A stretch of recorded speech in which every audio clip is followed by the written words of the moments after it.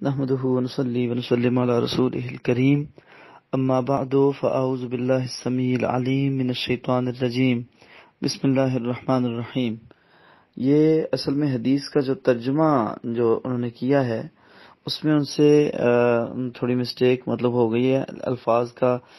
چناؤ ان سے جو ہے وہ ہیر پھیر ہو گیا۔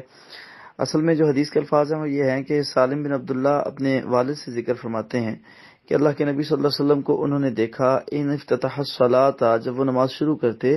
رفع یدیہ، اپنے ہاتھوں کو بلند کرتے، حذو منکبیہ، کندھوں کے برابر تک، واذا اراد ان یرکع، اور جب رکوع میں جاتے تھے تو تب بھی ایسے کرتے تھے، وبعدما یرفع رأسہ من الرکوع، اور جب رکوع سے سر اٹھاتے تھے تو پھر بھی ایسے کرتے تھے، ولا یرفع بین السجدتین، اور سجدوں کے درمیان وہ رفع الیدین نہیں کرتے تھے۔ چونکہ اس حدیث میں سالم بن عبداللہ کے والد گرامی نے اللہ کے نبی صلی اللہ علیہ وسلم کے رفع الیدین پہ فوکس کیا ہے، تو اسی لیے انہوں نے رفع الیدین کے مقامات گنوائے ہیں کہ رکوع سے پہلے بھی کرنا ہے، رکوع کے بعد بھی کرنا ہے، لیکن دونوں سجدوں کے درمیان یا سجدے میں جاتے وقت نہیں کرنا۔ اسی لیے انہوں نے اس بات کی وضاحت کو اپنے ان الفاظ میں ڈھالا کہ ولا یرفع بین السجدتین۔ اللہ بارک فیکم۔